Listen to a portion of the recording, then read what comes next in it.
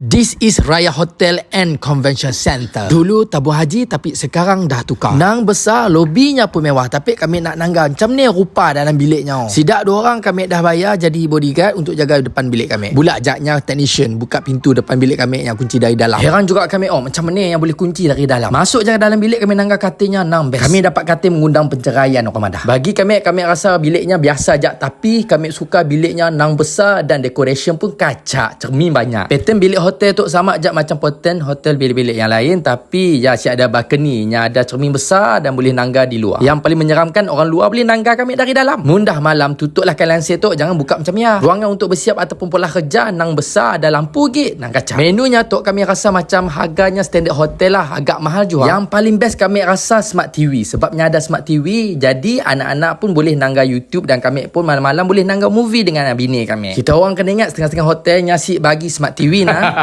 Senanglah kerja bapak, buka bagi TV, lepas tu kita pun bolehlah buat kerja sendiri. Kami pun turun debah nak makan tapi kafenya dah tutup. Jadi kami pergi review esok pagi. Kita orang nak nangga, follow kami Sunday.